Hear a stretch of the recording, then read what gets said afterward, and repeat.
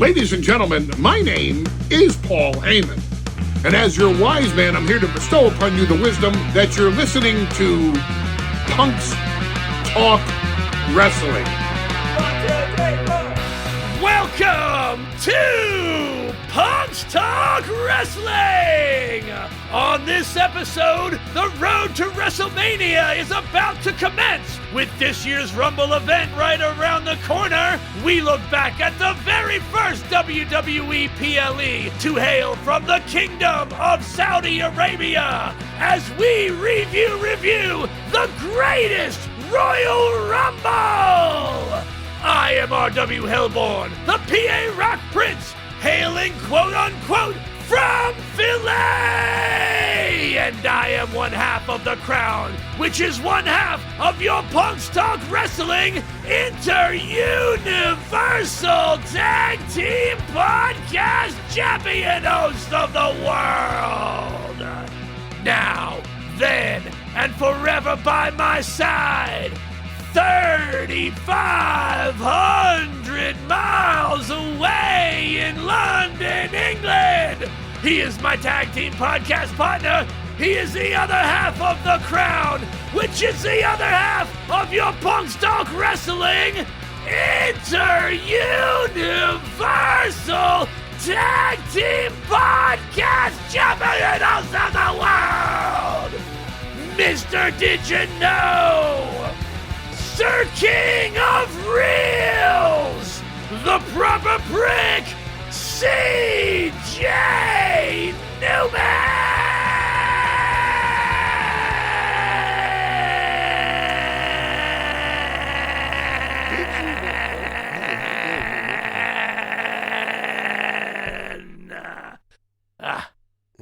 He's done. Did you know that if you added up every single Royal Rumble match ever, so that's all the women's ones, all the men's ones, and the greatest Royal Rumble match, and put it all together, that has a runtime of 2,823 minutes. 2,823 minutes. That's the same runtime as I know. That's 47 hours. Almost 2 straight days of people getting thrown over the top rope. And did you know that and both feet touching the floor? And both feet touching the floor. Did you know, though, that the greatest Royal Rumble accounts for 3% of that entire runtime? That's a good solid percentage. Yeah, there you go. One match. Yeah. So, yeah, how about that? How about it? Well, with that, how's about we talk about the greatest and longest Royal Rumble? Yeah!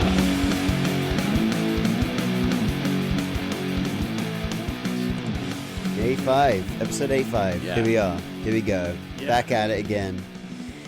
And yeah, it's been a hot second. Yeah, it has been. A lot's been going on. I don't know that we need to really catch up on a whole lot of everything. John Cena has retired. John Cena's retired in December. Yeah, we had War Games. We had, but we're on the but right now we're on the road. Well, we're about to enter the road to WrestleMania. Yeah, we're at the light. We're at the traffic light for the on ramp to the road to WrestleMania. Because the Royal Rumble is around the corner. We are recording this on the 23rd, and it'll probably come out sometime next week. So we'll see what. But yeah, it'll definitely be out before. It'll definitely be out before next week's Rumble. Oh, it'll be out. Yeah. There's. Do we want to? We'll save the talks of the actual Royal Rumble for the next episode, our little mini episode, which I don't know that. Which we need to give that a name, so we need to think of that. Right, we'll think of it during this episode or whenever. But yeah, man, I'm glad to be back. I'm glad we finally our schedules have allowed us some time to get back into this and that's right. Give it some give it some time that's deserved. And what a time to come back into it. And what a great decision we made in deciding to review the greatest Royal Rumble. A great decision. Got so much to say. Got so much to say about this event. It was the greatest decision we could have made. It was the greatest pay-per-view to possibly return towards the greatest Royal Rumble. So great. It was so great. It was by the definition of, let's just see, the definition of great, of an extent, amount, or intensity considerably above the normal or average. And I would say, since the normal and average number is 30, that this is, I mean, this is by numbers, yes. Yes. I think if if normal, you were going by number, then I'd say that it should have just been called the Greater Royal Rumble, as in the number is greater than 30. Well, it is the greatest. So the greatest, but since there was a 20-man Royal Rumble, there was already a Royal Rumble that was above the normal range, but so if we look at it just by definition alone. Greatest is the same. It's just a superlative of great. It's not going to give me a different definition. It's just. Yeah, it's just the same thing. It is just. It's a degree. It is the greatest, meaning there were other great ones, but this great one is the EST of GREATs. Yeah. Let's hop to it. I got a lot to say about this pay-per-view. Oh, a lot of people had a lot to say about this greatest Royal Rumble when it was announced, when it happened, after it happened, for years. Let's get into it. Let's do our usual. So obviously, we've got obviously Saudi Arabia, Jeddah, Saudi Arabia, King Abdullah Sports City Stadium. I do not understand why. So, just a side note, for Royal Rumble 2026 this year is obviously in Riyadh again. But I don't understand why they aren't doing it in the same stadium, because I don't know if you know, but they've built an entire stadium just for this event. Yes, I heard they were building an entirely new stadium. Now, I question the term. I question the way that people are saying they're building this new arena, or they're building this new stadium for the event, for WWE, for the Royal Rumble, or they're building this new stadium, and the first event that's going to be there is the Royal Rumble, and it's I think it's that sort of what they've built is just like a temporary stadium. It's not a thing that's going to be staying. Okay. It's just like a bunch of bleachers, essentially, really, really high bleachers. That's what it looks like to me, anyway. I have not really looked into anything about it, other than I've seen people mention it and talk about it. So I don't know. I honestly don't know anything about it. But I guess we'll find out. I guess we'll find out pretty soon. Yeah, well, yeah, exactly. So, 60,000 people. Exactly, 60,000 people. Exactly, yeah. I doubt that, but yeah. Well, they had a precise number of seats available, and they wanted it to be a perfectly round number, so they got it precisely that amount of people to make it precisely 60,000. I buy it. So, superstars from Raw, SmackDown, NXT, and 205 Live. Yeah. April 27th. Yeah. 2018. So obviously, as we already know, but this. So I guess getting straight into one thing that kind of irked me, and it's a dumb thing, is everyone that came out in this Royal Rumble, they'll be like, well, this is their 10th, 12th, 5th, 25th, whatever Royal Rumble appearance, and I'm like, I don't count this as a Royal Rumble match. Well, here is the thing. It absolutely is. It is a Royal Rumble match. It is exactly the Royal Rumble match. You're right. But it's not the Royal right, Rumble event, and their appearances, since before that would all, because every Royal Rumble match happened at the Royal Rumble event, there was no separation. But I mean, it is in a sense the same way as the Elimination Chamber had its own event, but the main event of that, the main event of that PLE pay-per-view was the Elimination Chamber match. But yes, this was one of the very first contentious thing is the Royal Rumble match has never been held outside of the Royal Rumble pay-per-view PLE until now. And we just had one 3 months ago. We just had one in January because that's where it was. The timing is a bit odd. Yeah. The fact that we had one.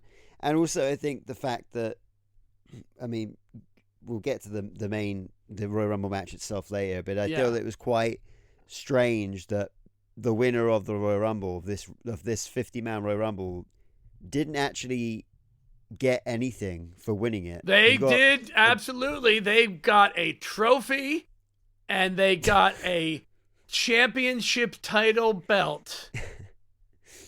Those are physical. But they didn't get to. But it's never been seen since then. I think Braun has it. I think he actually. I don't think they've kept it in Saudi Arabia like the Crown Jewel Championships. Yeah, I've got no idea. I find out recently that Braun Strowman, by the amount of days, he has now surpassed Bruno Sammartino as the longest reigning champion. Well, yes, but this isn't a defendable. See, this is the thing. It's no, but it's just a meme. Yeah. It's a meme. Oh, People have been saying it for years, that Braun is the longest reigning champion because he never. But see, he won that championship and never lost it. But see, that's a bad meme to me because it's literally it's not actually true in a way that, yes, it's funny. Yeah, haha, he won this title that long ago. But it's not a defensible title. Even the Crown Jewel Championship is technically not a defensible title because the winner of that match becomes that champion for that year no matter what, whether you're in the match or not. I think what I would have liked from this 50-man Royal Rumble is the winner would then get a title shot at like SummerSlam or something. I think that's what should have come out of it. Well, because otherwise it just kind of happened, and then that was it. We moved on as if it didn't. In retrospect now, yes, it's easier for us to say that. At the time, I mean, let's remember at the time this is the first of the Saudi Arabia events ever. Ever? This is the first ever one? This is the first ever one, yeah. Yeah. According to the WWE in Saudi Arabia chronology on Wikipedia, shout out to Wikipedia, Sport Wikipedia, it started... Shit, I didn't even... Yeah. Yeah, you're right. Shit, you are totally right. I totally skipped me by. I didn't realize. So yeah, I will say like these Saudi Arabia events have definitely got better over the years. Well, I will say... Yeah. Because when they first started, they were definitely a lot more gimmicky in the sense that I feel like the events when they first started were a lot more like the matches. Yes, they kind of did follow storyline, but it felt a bit more like a really big like what you call it, like a really big house show. Yes, but I don't know which event it was. I mean, it would take me a second to find that, but I mean, there was an event. I think it was this one. Let me see. I mean, this had a lot of. It was mostly all of the men's championships were defended at this event. Like, they were totally defended, but the stories behind how it was very quickly kind of shoved together, and exactly. There was we don't have to get into it because everyone's done it to death, but obviously there was a lot of controversy over it, and I think at the time their middle ground was, we want to make this event for the Saudi, for the Saudi people that have bought, we signed this contract. We're doing this 10-year deal. They want a Royal Rumble. Well, we can't give them the annual Royal Rumble because we can't do that yet because I mean, look at just how much people object to just doing anything, period, at all in Saudi Arabia was highly criticized. And I get it. Yeah, of course it was criticized. But look at him now, and it's only 8 years into that. Look, when you see how much has changed, and you can still be critical of him, and there's reasons to still be critical of him, but you cannot deny the progression that has happened within 8 years, and that's huge. That is the amount that just from the fact that women weren't even allowed to work on this event. Like they weren't allowed to work at, they weren't allowed to wrestle. They weren't allowed to be they weren't allowed to build the ring. They weren't allowed to be in attendance. They weren't allowed to be part of the ring crew or camera people. They could not work. Yeah. And the only women in attendance had to be escorted. Whereas now, 8 years later, we had women's matches that first they had to wrestle in completely covered with like baggy shirts. We remember that. Then that was just every part of their body has to be covered except for their hands and their face. And now you can like see their arms and their legs. Like, yeah. And people think it's, people, we really get, I'm going to make this as quick as possible. We'll be done with it. People want to demand that change happen immediately. And that is the quickest way to ensure that change will never be lasting, is that you can't demand however you feel about any of it, you cannot demand an entire society just change the way they behave. We can't even get people in our own country to fucking behave properly. You think we're going to get people in another country who's even more repressed than us to just change because a bunch of people on the internet are yelling about it? Fuck no, man. Like it's silly. So to criticize, yes, okay, fine. But to ignore the very real good that WWE, bringing WWE into the country, has done far above any other type of sports, because all the other types of sports are primarily male dominated. This has done an amazing thing for their society, and will be a lasting thing. Yeah. So for sure. So I think it's totally fine. Yeah, and I think it's like great. Obviously at the start it was always going to be a bit janky and awkward. I feel they had to grow into whatever this was going to be. And I was just looking now, like, so they made it made it the least impactful. But Crown Jewel 2021 was the turning point, because I remember that event had Edge versus Seth Rollins in a Hell in a Cell match, and then you had the King and Queen of the Ring finals, and you had Goldberg versus Bobby Lashley, and like you had some really, really good matches at that event, I remember. And that after that event, ever since then, I feel like all of the Saudi events have been like canon, so to speak. It felt like it was part of the weekly programming of WWE, whereas obviously me not realizing this was the first ever one, I somehow didn't even figure that. But it was a strange event. It was a strange event. I mean, it certainly was. To the point, I mean, we'll get to, we'll briefly touch on each match. I don't think for a 5-hour event, I don't think we need a whole lot of time to go over most of them, because at the end of it, like, every male championship was defended, but not a single one was changed. Like every champion retained, because this event didn't really have it didn't have an impact on anything else that was happening. It was a showcase more than anything. Yeah, that's probably a better way to put it. It was. I would say more than it's the most akin to a Saturday night's main event. Yeah, in a way. I mean, I think Saturday night's main event now has a lot more. I don't know. It feels like it's a bit more of the canon of WWE. Yeah, it's become because we've accepted that they're not going anywhere. We're having a number of these events every year. Because they paid to have them. I mean, what the fuck do you like? Yeah, they're happening. The people are showing up, and you notice it too. In the crowds have now gotten better. They're a little more tuned in now too over the years.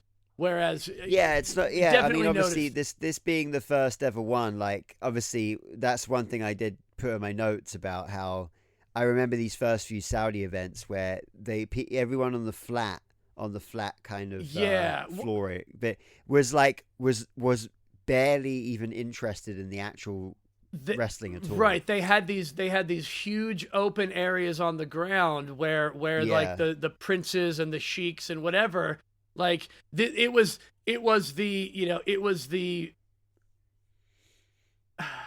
it's the VIP section, but it doesn't work that way for events like this, because that's where you need the people who are the most engaged, because they're always on camera. They're exactly the and they crowd, got that eventually. They understood that eventually. Yeah, they figured it out. It was so fun. Like I remember watching this event when it first happened, and watching it back this time, where it was like there were moments where there were just massive groups of guys just like standing there, and with like their sometimes backs not even turned. looking at the with their backs turned. Yeah, it was like what is this is so weird. Like they're conducting business meetings on the floor of the Greatest Royal Rumble, or whatever, Yeah, they didn't know how to do it. Like we figured it out, and now at this point, these events are ingrained into the real storylines. Like the events matter, things that happen at them matter. Despite what a very large, a large portion of online complainers that just keep complaining. Like, anyway, let's get to, is there a history? We got really, really sidetracked because we started talking about the other stadium. Is there a history to the King Abdullah Sports City Stadium? Let's have a look here. I mean, honestly, it was only built in where are we here? It looks like 2014. 2014. It's not that old. Yeah. As far as wrestling goes, I mean, obviously, Greatest Royal Rumble. We had Super Showdown in 2019. I think that's the only two events that they've held there. And obviously we've had a series of like boxing events and tennis happen there. But as far as professional wrestling, that's it. Right. But yeah, obviously quite a relatively new stadium, so it's quite a new building really. Only 10 years old, just over 10 years old. But yeah, I mean, the matches themselves, I mean, you know what? First of all, I will say, one thing I will say, which is crazy to think, but it took until the fifth match to have... Actually, no, that's completely wrong, because Sheamus is still an active roster member, but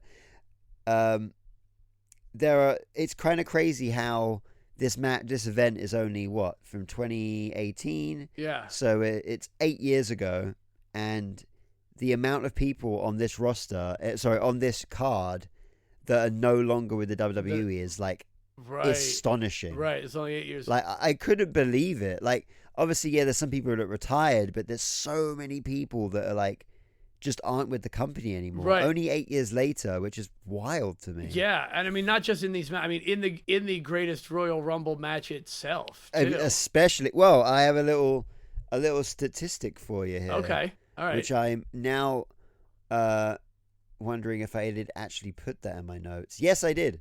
Only 14% of the 50-man Royal Rumble are still active roster members. 14%. Jesus. And how's about a little did you bonus moment here? Yeah. All right. Right? Bonus. So first did you bonus of the year. That's right. So here we go. So that's 14% of the Royal Rumble, right? Which is 1, 2, 3, 7 people. Yeah. Right now you've watched the Greatest Royal Rumble match, 50 people. Mm-hmm. Mm-hmm. Let's just do this right now. We'll get to the other matches in a second and the Greatest Royal Rumble and what we thought of it. But there are 7 people in the Greatest Royal Rumble match that are still on the active roster. Uh-huh. I'm gonna give you a minute and a half. I think that's a good amount of time. And I'm gonna. Where are we? I'm gonna give you a minute and a half to name those 7 people, starting now. Now, okay. Well,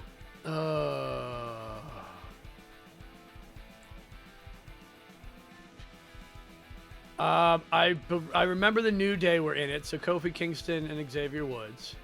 Yep, boom. That's 2. They're still in. I'm like trying to picture all of the people. And it doesn't count if they're in NXT, or it doesn't count if they're in TNA and have made appearances. No, like Elias no. does not count. No. Oh, I heard Bobby Roode. Bobby Roode's not an active wrestler.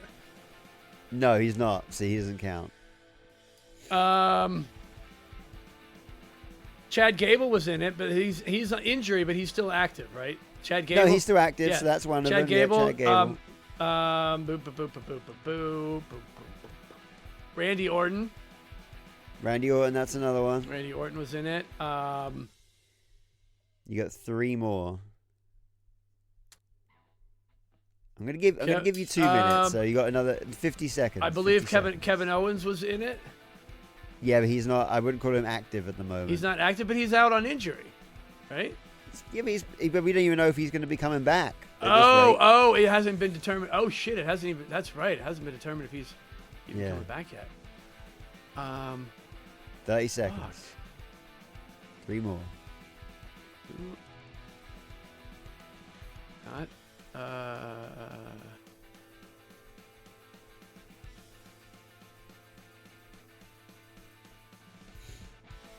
Was Rey Mysterio in it? Did I say Rey Mysterio? That's right. Yep. Okay. You got 2 more. Oh man, it's gonna be somebody that I was like. It's gonna be somebody weird that like I don't realize is even in. And time is up. Still on All the right. roster, like fucking. Like, So, one of them is Bo Dallas. oh yeah, Bo Dallas, because Bo Dallas is Uncle Howdy. Yeah. And the last one, I'm not surprised you didn't get this one, is shockingly, he actually does still have a job. He's not injured, by the way. I checked. No. Apollo Crews. Apollo Crews, yes. Oh fuck. And you know it's funny. I specifically remember seeing him when he came out, and I'm like, "What the fuck has Apollo Crews been doing?" And I'm like, "Oh Yeah. fuck, Apollo Crews is still on the roster." Yep, he's assigned to the SmackDown roster, but has done literally nothing since I don't even know. That we know when, to be of. honest Yeah, with that you. we know of. He's, you know. That we know of, Yeah. yeah. But I literally have no idea what he's up to. But yeah, that's it. It's 7p. That's 15% of that Royal Rumble. So yeah, That's nearly. You almost got there. that's not bad. That's not bad. Yeah. Yeah. It helps. It helps yeah. that we were just going through the entire roster recently to look at our draft. That's true. Yeah. So yeah, I will say we'll get into the matches, I guess, but Yeah. I will say, knowing that they were having a 50-man Royal Rumble on this card, being and that match was an hour and 17 minutes long, I think it was a bit of a snafu to go like, yeah, let's put another 9 matches on the card. That'll do it. Well, this is pre-pandemic. This is the height of the end of the Vince era. You know, the Vince shoving everything. You know, these events were just they were going absurdly long. Absurdly long, yeah. I mean, not only that, like I don't know if I guess maybe you would notice, but I even noticed like production wise how different this was. Oh, and, yeah. like, just to the fact that like it's such a basic thing, but like sorry, my computer's doing something weird. There we go. It was just like, but nowadays they do the when there's a move, they just have the move happen and that's it. Back in the Vince days, and he had Kevin Dunn on, obviously head of production, every time there was a move, the camera would do one of two things. on impact, the camera would do a jump zoom into the move, or it would do a jump cut as soon as the move landed on the mat. Oh yeah, and they don't do that anymore. No. And I love that they don't do that anymore, because sometimes I used to watch wrestling and I would like catch that, and then I couldn't take my mind off of it. I'd keep catching it, and it would piss me off. It was one of those things that WWE did, their production that they did that set them apart. But yeah, this was also towards the end of that, where it's like, okay, we've seen this so many times. I don't need a jump cut for every body slam, for every suplex, exactly. for every single crossbody. Like, just keep the action on what's actually important. Keep the action on people's reactions, more than anything. But it was nice to notice. I picked it up too, and it took a few matches in. It was like, oh yeah, this is distinctly different production quality, or like production style. very and it was becoming, and you're right, it was becoming old at that point. It was becoming, I think I remember tiresome. Like back then that I had like, I think I somehow probably had never noticed it, and then I read something one day about it, and I was like, oh fuck, my brain's never going to ignore that now. So, and I started to catch it, but obviously they don't do that. They don't have that in their production anymore, which is great. But yeah, it definitely did throw me off for sure. The biggest shock, I think, of all, I'll mention it briefly, because it happened. It's not about a single match. I don't know that he was actually even in the greatest. He might have been. I'm looking down the list real quick. Did you notice the Kona Reeves sign that someone was holding? Was holding up. He wasn't in the Rumble. No, he wasn't even in the Rumble, and I thought it was. I had to look him up again to remember who that dude was. Right. And I was like, oh yeah, I briefly remember this dude. And he got super popular with the Cow Group, the Comedians of Wrestling, because this was also like when we started getting into that with them too. I remember Kona Reeves being like this big like dude within the group that everybody really loved watching. And future WWE champ. Yeah, and it just was wild to see a Kona Reeves sign in Jeddah, Saudi Arabia, and he's not even he's not even there. Yeah. But anyway, that was the first note. That was the first of the three notes that I made of this entire event. Many notes. I figured you'd have more notes, and I can just respond to your notes. But let's just real quick. John Cena and Triple H. John Cena won via pinfall in 15 minutes and 45 seconds. It was a good John Cena versus Triple H match. Like, I don't think there was anything surprising or shocking. It was a good match. It was a good match to kick off this whole Saudi Arabia deal, I think. To have Triple H, who's like, future head of the company, little did we know it, I guess, at the time. Right. And obviously John Cena being like face of the company. I think it was a good match. And it was good to see, and you know what? It was just good to see Triple H wrestle. I haven't watched a Triple H match in a while, so it was quite nice to just see that, he still was able to deliver a good match. Exactly. Solid match. Then just really briefly, like there was, I don't know if you might have skipped through this, but there was this random as fuck Dream Big promo between that and the Cruiserweight match. Did you see that? I did not. I don't recall that. It was the cheesiest shit I've ever seen. They were essentially just promoting Raw and SmackDown. That's all it was. And it was like this terrible like pop song called Dream Big. And it basically had a bunch of the roster members who had like so awkwardly been forced in front of a camera with like headphones and a microphone. And they were like singing, like miming along to this Dream Big song. And it was so awkward. Like Finn Balor was there, and he looked like he just wanted to shoot himself in the face. It was probably it was just it was cheesy. So, it was just forced. It was cheesy then, and even worse now. Yeah, exactly. I think watching it at the time, you'd be like, it was almost very of the time. But watching it now, it's like, wow, this aged terribly. And I think there was a lot of things like that back in the day where it was a bit like, even back to only like 8 years ago, where it was like, oh, like someone in the office had this really good idea to promote the shows, and then they forced a bunch of the roster members to do something they just would never do. So we don't really have that these days. And I think as well, like Triple H has a bit more finger on the pulse of what is cool and what isn't. Yeah, that was not cool. yeah. So, yeah. But it still made it just gave me a chuckle. I thought it was funny. Yeah.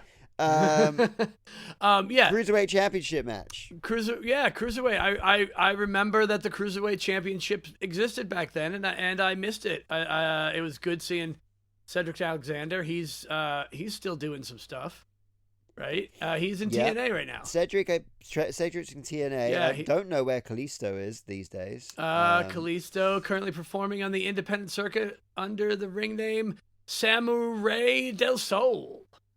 There you go. There you go. That's what he's doing. Thanks. I will say I love, shout out to Wikipedia, support Wikipedia. I love their little pop-ups. This is good for our new, we're trying to what is it? Be a little more concise, be a little more we're trying to get the new episodes that we're going to record to the point. Yeah.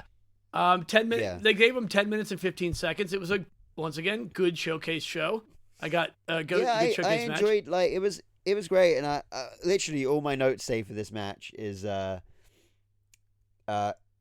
great Cruiserweight Championship match. Kalisto was great. Yeah, that's what my notes say. Yeah, but Kalisto was fucking great, man. Like he was. I mean, and so was Cedric. To be honest with you, they're both fucking great. We got tag team match. My first note is Expedition of Gold. That's what I have on my notes.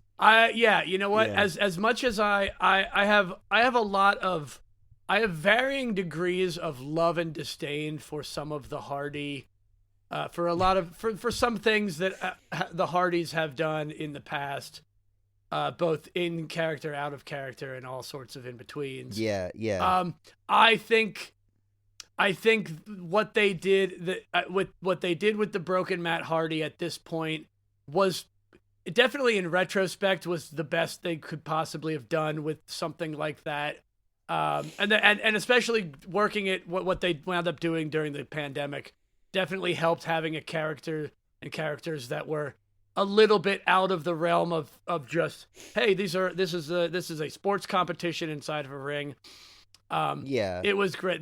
They both looked like they had a lot of fun.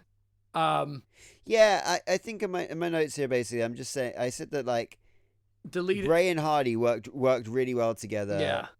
It was definitely a low point of Bray's career. He was just kind of lost. I don't think they really know what the hell to do with him after he finished with the Wyatt family. Yeah, because and that's the problem that any of those characters always have, is your supernatural character. Once the supernatural character loses the supernatural power of something, it's like, well, now it's not so, you're not so scary anymore now that you've been defeated, so being able to at least not necessarily redefine himself, but take him, that's when a guy like him needs to be in a tag team to take him out of the main spotlight. It's because you're just not believable as a main level threat right now. But if you think about it, if it wasn't for this tag team, in a way, if it wasn't for the tag, you wouldn't have the Fiend, because Bray was pushed into, was it the Lake of Reincarnation or whatever the fuck it was? Yep. And then he disappeared for a year and then came back as the Fiend. So yeah, it all ties together. There's a reason for everything. Yeah, it's all loose little threads of fun. And goddamn, seeing Cesaro and Sheamus as the bar. The bar. My notes just say the bar in capital letters. That's what I love that. I want to go back and rewatch the best of 7 match that led to them becoming the Bar. Yeah. That and they had so many great matches as a tag team as well. Yeah. Like one of my favorite tag teams from the last 10 years for sure. I even bought the football or soccer jersey from WWE.com when that came out 28. Literally, that thing it's got 18 on the back because of 2018. Yeah. It's kind of crazy. It's that old already. Only other note I've got is Bray and Matt Hardy's entrances. I put Bray and Matt Hardy's entrances were forced together. I would say just come out separately, but this event is 5 hours long, so fair enough. Yeah. Both of them had such unique entrances, and that's been a failing of not necessarily a failing, but it's been a notable thing that they do when they get a tag team together. They're still doing it with like Alexa Bliss and Charlotte. They still do it with a lot of these. They do it with Io Sky and Rhea Ripley. They don't have. I would love to see it too. You're clearly pairing them together in a long-term commitment. And there's creative ways. I've seen they've done it before where they've done creative mashups. The Judgment Day's themes, the way they mash them up and like make different versions. I know these guys are able to. These guys are creative enough in their music department to do it. Like so, I will say they that really should. They really should come out in the late 90s. That's where like Jim Johnson had that shit down because like Undertaker and Big Show were a tag team very briefly, and he just jammed their two themes together. Oh and yeah, made a fucking great song out of it. Even if it's just a literal mashup, like it's a remix, it's a mashup. It doesn't have, it just has to show some level of consideration. If we slow the one down, a couple beats and we speed the one up. Now they sync up, and now I can line everything up even easier. Like for sure, yeah, it doesn't take much. Those are the little things I really want to see more of. What I also want to see more of is Jinder Mahal on my TV screen. And next we got it. We only got 6 minutes and 10 seconds of it, and Jinder did not get his United States Championship back. But I loved fucking seeing the entrance with the red carpet that rolls down the LED ramp. Oh God, I loved it. It was great. One of the best entrances of all time. I think it is. I think it might be my favorite entrance of all time. As far as a consistent, this is my entrance, not like a specialty WrestleMania entrance. Like, yeah. Decent match. It was fine.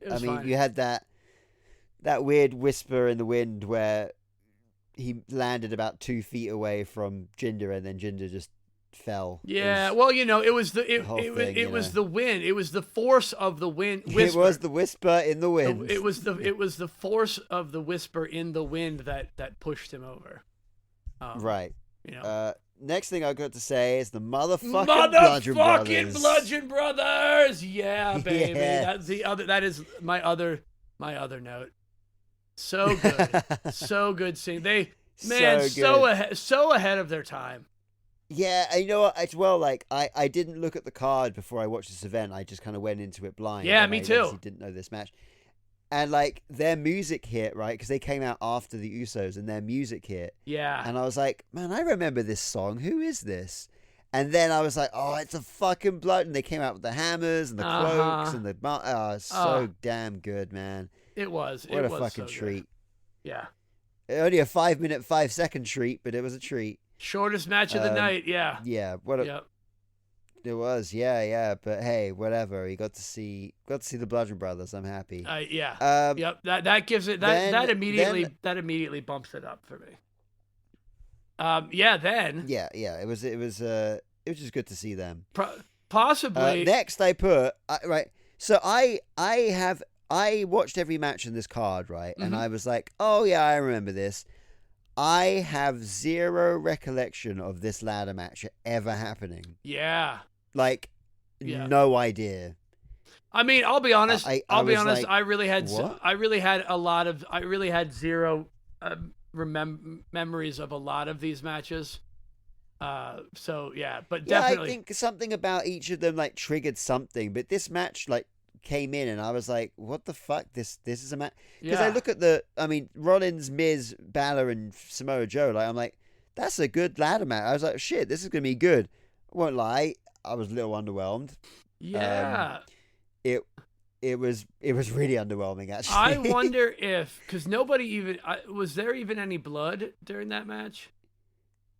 No, and there was like No. 2 ladders used the whole match. I as wonder. well. Yeah, I wonder if they had to be really careful. I wonder if there was like a no blood thing too. Maybe, yeah. Because But you're my right. It notes did say seem. I have zero recollection. It did Yeah, seem. But maybe I- that's why there's zero recollection, because there was no memorable spots. Yeah. But I finished basically my first note when the match started was I have zero recollection of this ladder match, and then after the match finished, I put now I know why. Yeah. Yeah. Yeah. 15 minutes and 5 seconds, and nothing. And like, yeah, nothing memorable really happened. Yeah, it was just Wasn't bad. kinda It wasn't bad. Yeah. It wasn't bad. It just nothing happened. For really, a I format, guess, is the best way to put it. for a ladder match with those 4 people, you would expect it to be lasting and memorable. It just wasn't. And like the third longest match of the night Yeah. too. Like in fact, second longest Second longest when you general don't. Yeah. like actual match. Yeah. Yeah. Yeah. It just like it was weird, but hey, it was fine, and Seth retained his Intercontinental Championship. Yeah. But this is how you know this was like a filler event, because Backlash was only like a week after this. Yeah. And Rollins was facing Miz for the Intercontinental title already. Yeah. Advertised that card anyway. So Yeah. All of this was just shoving people in for. Yeah. I mean, yeah. and I mean, when's the last time we've had?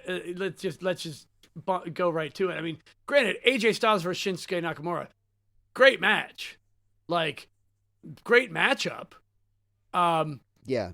I now that you mention it, I do feel like everybody was a little more reserved than normal overall. I think, Yeah, but I also think you're right. because the crowd wasn't into it, because the crowd this crowd didn't know how to act as a wrestling. So it's Especially like when the crowd, the people that are actually into it are like fucking miles away Yeah. on the bleachers, Yeah. and you can't even see them. Like, and it's just like, I guess that would change the energy in the air, and also it must have been really nerve-wracking to wrestle in this new country that a lot of these guys have never wrestled in. yeah. before, Although I will so- say it was probably a good precursor to wrestling in the Thunderdome, where you literally just have like That's true. people yeah, on yeah, screens at empty arenas. Yeah, Yeah, right. AJ. I mean, again, it wasn't a bad match. I want to say it was a great match, but again, there's not a whole lot memorable about it. I will say ended in a though, double countout. regardless of that, like even their match, I never actually thought that. So AJ Styles and Shinsuke Nakamura had an amazing match at Wrestle Kingdom in New Japan. Mhm. Like this is before, obviously, but either in the WWE. And I think obviously they redid that match and that rivalry in WWE. The match they had at Wrestle Kingdom, I thought was amazing. I think it was like a lightning in the bottle moment. I think every time they ever met in the WWE, it was always like not bad. Don't get me wrong, but I was just like it didn't hit the same. Yeah, and I'm like, you're comparing it to something that you just can never have again. yeah, I Yeah. just think regardless of the promotion it happened in, I feel like the first time they met was the best, and then it kind of. I feel like they only had one in them. Do you know what I mean? Yeah. To have a really good match together. So, some people have like chemistry forever, but I just don't know if those guys had it. And it's not that they had bad matches, not by any stretch. Like there's still a good match, but I feel like I feel like people were anticipating more from it, and they just didn't get what they wanted out of it, basically. Yeah. Also didn't really get what I wanted out of this Undertaker versus Rusev casket match. Yeah. It was. Again, I think without the crowd really being invested, and I mean, again, no real reason for us to be invested in it either. This all came about really, really kind of quickly.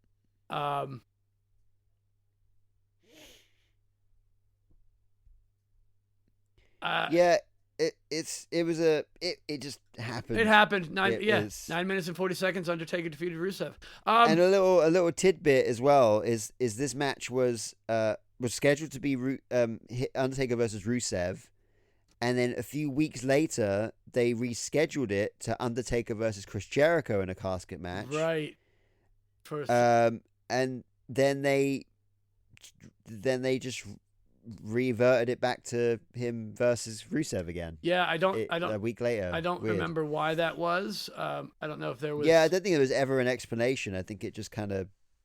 Obviously, there was no story going into this. It was just a casket match. I mean, even in Wikipedia says, due to reasons not entirely clear, Rusev was temporarily replaced by Chris Jericho. This was explained with Rusev's wife Lana complaining about her husband competing in a casket match, but eventually reinserted back in the match. Jericho was restored to his original participation in the Greatest Royal Rumble.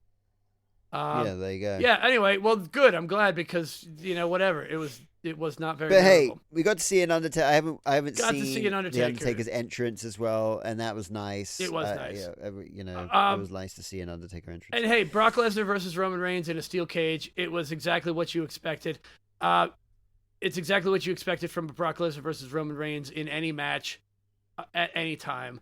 So that was as good as I would say out of everything, that was probably the best match of the night due to it being the most close to a match that would normally happen at a normal PLE considering this time. Yeah, but I'd say that this match was actually like canon. Do you know what I mean? It felt like it was part of and they were able to they were able to keep the storyline going with him staying champion and that little dusty finish gave it some it's a little bit of controversy, but really nothing has changed.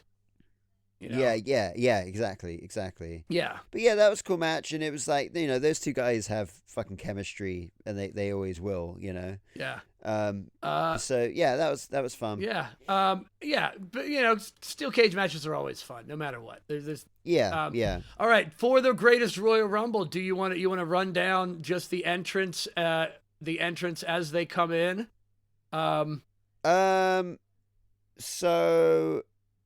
and just as a rundown. All right. Yeah, let's just, I will say before precursor to this, like if I was booking, and I'm going to do it, I'm going to book it, because I'm a wrestling fan. That's what we do, doesn't it? I would have I think it's very nice that a lot of people got the opportunity to be in this match. Yeah. What I would have done is just like used a lot of people that were on the actual main card, like Cena, Triple H, the Usos, the Bludgeon Brothers, Jeff Hardy, Seth, Miz, Ballard, Samoa Joe, AJ Styles, Shinsuke Nakamura, The Undertaker, Rusev, fucking Roman Reigns. Like, I would have probably put all of them also in this Rumble as well. Yeah. And probably taken out a lot of filler, because there was a lot of filler in this match. Yeah. I mean, there definitely was, for not only for filler in. Yeah, there was. You had to get another 20 people in there. I mean, let's just run down. How about this? I'll just run down the first 10, and you run down we'll go back and forth. All right, let's do that. All right, so we started off with Daniel Bryan and Dolph Ziggler at 1 and 2. Then we've got Sin Cara, Curtis Axel, Mark Henry, Mike Kanellis, Hiroki Sumi, who was sure. Yep, it was a guy. Victor, Kofi Kingston, Tony Nese. That's the first 10. That's 10. That's the first 10. One thing I will say, Mike Kanellis had a fucking banger of a theme song. Yeah, man. What a track. Yeah. When that shit hit, I was like, man, that's a fucking theme song. Man, right that whole storyline would work so well right now with Kit Wilson on SmackDown. Yeah, you're right. Oh shit. Yeah, bring back Mike Kanellis. Yeah. Anyway, they made Dash Wilder, Hornswoggle. Yes. Primo, Xavier Woods, Bo Dallas, Kurt Angle, Scott Dawson, Gold Dust, which is good to see. Connor and Elias. Then we've got which is also good to see. Yeah. Then we've got Luke Gallows, Rhino, Drew Gulak. Yeah. Drew Gulak. Tucker Knight. Yeah, Tucker. One of Heavy Machinery. A surprise that it was him and not Otis that was this one. But anyway. Not Otis. Yeah. Then we had the glorious theme hit. That was so good to see his entrance, man. What a fucking dude. That felt so what a good. guy, Bobby huh? Roode. What a guy. What an fucking guy. entrance. What a beard. What a robe. Yeah, what a just an everything. Yeah. What a fucking specimen. Fandango, Chad Gable, Rey Mysterio. Who just retired, by the way, the last TNA pay-per-view. Apparently, yes, but then there's some question about it because he was wearing specific kind of tights and didn't leave his boots in the ring, so maybe it's questionable if it's a real retirement. I don't know. Anyway, yeah, maybe he did, maybe he didn't. Okay. But yeah, Fandango was there. Chad Gable, Rey Mysterio, Mojo Rawley. I've already watched it and I forgot he was there. And then Tyler Breeze at 30. Yeah, who only lasted 16 seconds. Well, we'll find out in a second who lasted the shortest amount of time. Where are we? Oh, that was Mike Kanellis. That was Mike Kanellis at 3 seconds. Oh, okay, cool. Big E, Carl Anderson, Apollo Crews. There he is. There he is. Roderick Strong, random as fuck. Yeah. Randy Orton, Heath Slater, Babatunde. Yes. Forgot about that guy. Yeah. Forgot he even existed. And when he came out, I was like, yeah. Because he was Babatunde. He was also on Raw Underground as one of the fighters on Raw Underground. Yeah, man. But he was also Raw Underground was great. Commander Aziz. Yes. And Daba Kato as well. That was his name as well. But yeah, he was Commander Aziz with Apollo Crews for a bit during the pandemic. Yeah, that was great. That was great. Where am I? Baron Corbin again with another banger of a theme song. What a fucking banger. And Titus O'Neil with the Titus World Slide. Dude, yeah, one of the most memorable moment of the greatest Royal Rumble. This entire event. Yeah, but this literally. Of any event held in Saudi Arabia, the Titus World Slide is probably the most memorable. Yeah. And like I actually watched this match on the train on my commute to work, and what made me laugh more than anything was the fact that Corey Graves couldn't stop laughing. Oh God, he lost it. Yeah. He lost it. He just literally lost it completely. Fucking brilliant. What a moment. And the last 10. And don't forget about Dan Matha. Yeah, Dan. Who the fuck is that? So yeah, I had to look him up. He doesn't even have a Wikipedia page. He doesn't even have a Wikipedia page. Daniel Luis Matha is an American professional wrestler formerly signed to WWE. He appeared at NXT under the ring name Dorian Mack. He literally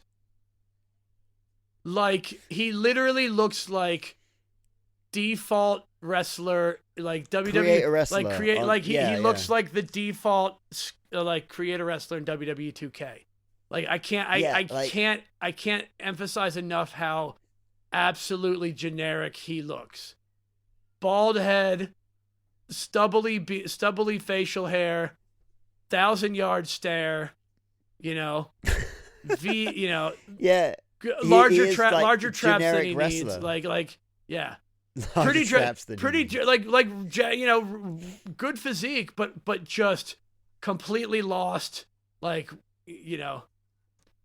I just don't understand of all people that are in NXT around this era. How did this guy? How did he get picked? Who the fuck chose him? Of all of the people still available, yeah. How did this guy get? You could have had Bobby Fish with Roderick Strong or something. There's so many people to choose from. You could have done so many things, but you chose Dan Matha. I mean, maybe he was the one that had a valid passport.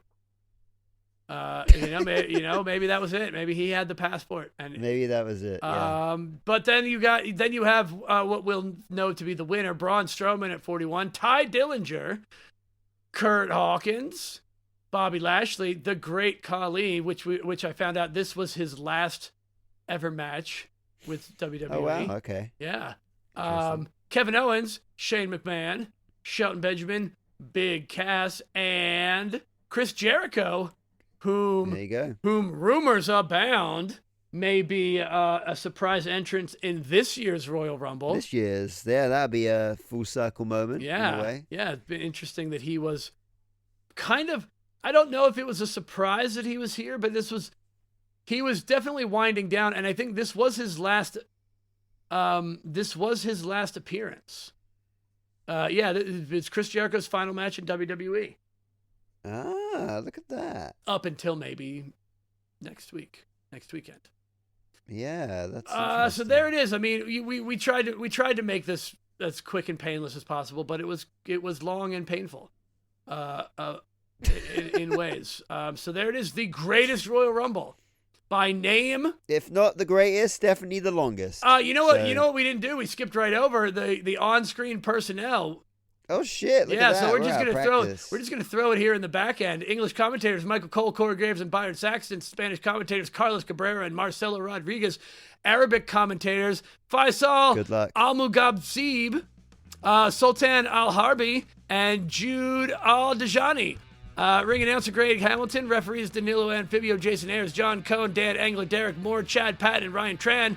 Interviewer Mike Rome with a pre-show panel of Byron Saxton and Jerry Lawler and Jim Ross and Booker T. I like the way you put a bit more emphasis on Booker T.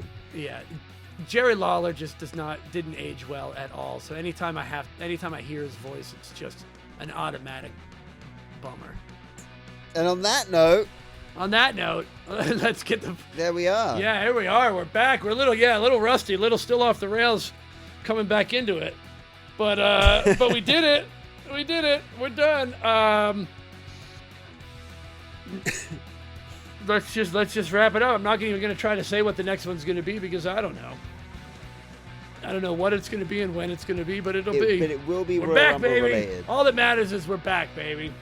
We're back. We're fucking back. Yeah, I don't even know how long this outro is going to be, whether it's going to fade in by now or not. But let's just end it. Let's get out of here. All right, I guess. All right, fine. Yeah, do it. All right, bye.